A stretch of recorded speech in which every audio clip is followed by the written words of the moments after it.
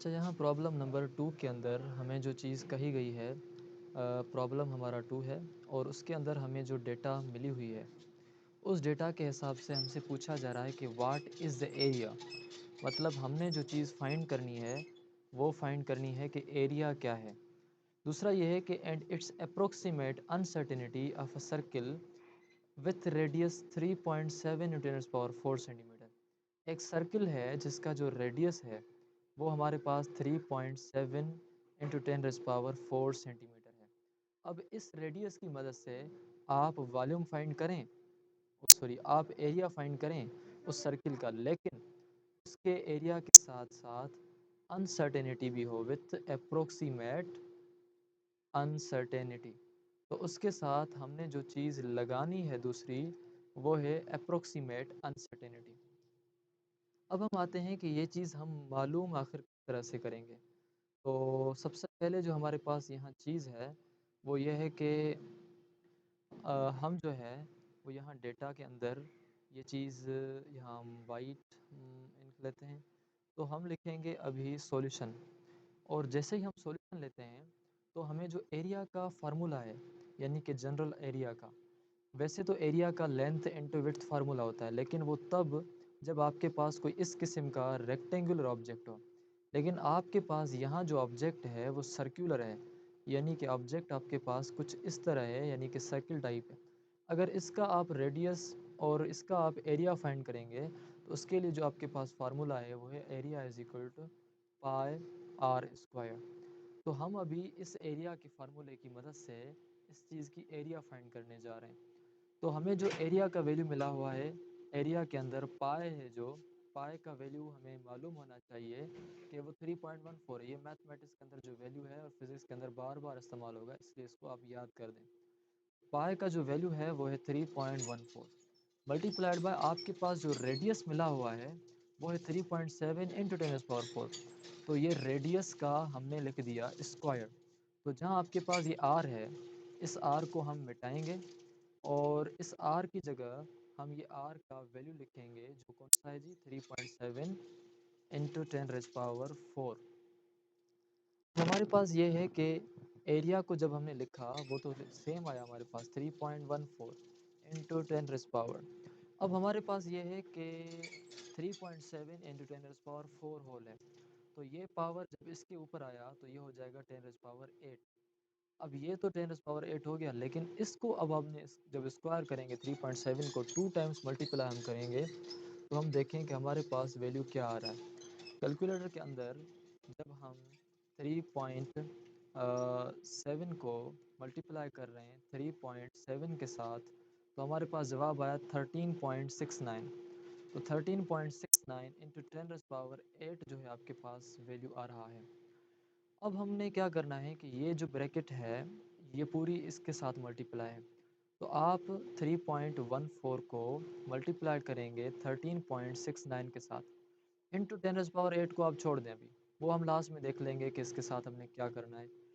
तो ये पावर वाले हैं, आप इनको छोड़ दें।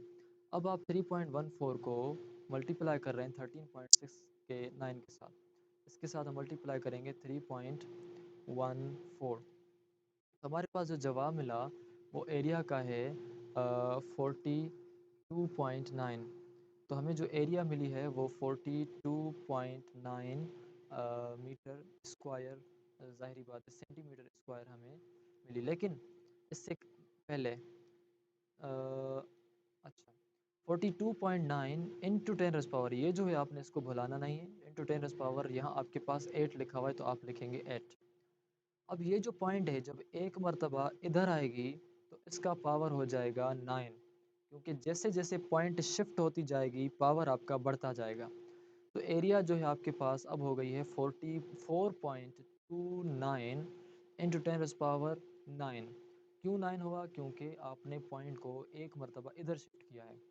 अभी आपने ये चीज़ पढ़ी है कि जब भी लास्ट में कोई डिजिट 5 से ज़्यादा हो तो सामने वाला अगर इवन हो तो उसमें आप +1 करते हैं। तो जब 9 को हम कैंसिल करेंगे तो 1 सामने वाले में ऐड करेंगे तो आपके पास जो एरिया का जवाब आ जाएगा वो आ जाएगा 4.3 सेंटीमीटर स्क्वायर। सेंटीमीटर कैसे आया? क्योंकि रेडियस हमें सेंटीमीटर में मिला हुआ था और एरिया हमने में स्क्वायर हमेशा आता है, तो एरिया इस हिसाब से हमारे पास 4.3 सेंटीमीटर स्क्वायर आया। अब हमारे पास जो दूसरी चीज़ है वो है एरिया विथ अप्रोक्सीमेट अनसर्टेनिटी। अब यहाँ मुझे ये चीज़ बताएं कि आपको यहाँ रेडियस तो दे दिया गया है जो कि आपके पास 3.7, लेकिन क्या इस रेडियस के साथ कोई भी अनसर्टेनिटी का वैल्यू है? अगर इसके साथ कोई भी अनसर्टेनिटी का वैल्यू नहीं है तो इसका मतलब ये है कि इसके वैल्यू के अंदर रेडियस में अनसर्टेनिटी नहीं है। अगर अनसर्टेनिटी नहीं है तो अनसर्टेनिटी आएगी भी नहीं। वैसे जब हम अनसर्टेनिटी किसी भी चीज़ की लेते हैं तो हम क्या करते हैं कि हम करते हैं डिफरेंशिएट फार्मूले को, जिस तरह हमने पहले किया था फार्मूलाज को। Area is equal to pi r square. अब हमने क्या करना है कि ये जो आपके पास वैल्यू है area, A is equal to pi r square आपके पास जैसे आएगा, तो पाई जो है आपके पास एक कांस्टेंट है, हमने इसको कर दिया कैंसिल। बाकी आपके पास ये जो 2 है ये हमें बचेगा सामने। हमेशा जब भी हम डिफरेंशिएट करते हैं फार्मूलाज को, अब हम यहाँ जो चीज़ कर रहे हैं वो हम कर रहे हैं डिफरेंशिएट। जब भी हम डिफरेंशिएट करते हैं तो हम जो पावर होता है हम उसको लाते हैं आगे। बाकी जो बचा आर बचेगा तो हम लिखेंगे डेल्टा आर ओवर आर। अब ये मुझे बताएं कि यहाँ आपको आर का तो वैल्यू मिला हुआ है 3.7 इंटू 10⁴, लेकिन डेल्टा आर यानी अनसर्टिनिटी का वैल्यू आपको मिला हुआ ही नहीं है।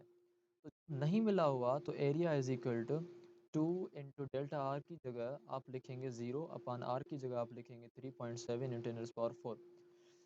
तो इसका जो पूरा जवाब आएगा, क्योंकि ज़ीरो है और ज़ीरो इसके साथ मल्टीप्लाई हुआ ज़ीरो और ज़ीरो फिर इसके साथ मल्टीप्लाई हुआ ज़ीरो, तो इसके हिसाब से जो एरिया का जो वैल्यू आपके पास आया अनसर्टेनिटी का, वो आपके पास ज़ीरो आया। मतलब जो आपके पास अनसर्टेनिटी है वो ज़ीरो है। ज़ीरो इसलिए है क्योंकि आपने रेडियस के साथ अनसर्टेनिटी नहीं लगाई थी, तो आप इसको ऐसे लिख सकते हैं। और यहाँ आपने एक चीज़ और करनी थी जो हम भूल गए थे कि एरिया इज इक्वल टू 4.3 तो आपने लिखा, लेकिन आपने इसको क्यों बुला दिया, इंटू 10⁹ भी हमने लिखना था। लेकिन यहाँ आपने अनसर्टिनिटी जो फाइंड की वो थी ही नहीं, तो आप इस वैल्यू को इससे लिखेंगे 4.3 into 10⁹ plus minus zero centimetre square. अब प्लस माइनस ज़ीरो हमें क्या बता रहा है कि इसके अंदर कोई भी अनसर्टिनिटी नहीं है, क्योंकि हमें अनसर्टिनिटी वैल्यू के अंदर दी ही नहीं गई। जब दी ही नहीं गई तो हम बताएंगे कैसे और उनको देंगे कैसे? तो इस हिसाब से आपका जो वैल्यू है वो कुछ इस तरह से आया। हम इसको पेटी के अंदर बंद करें ताकि कहीं भाग ना जाए। तो आपका जो वैल्यू है ये आंसर आ गया 4.3 into 10⁹ plus minus zero centimetre square.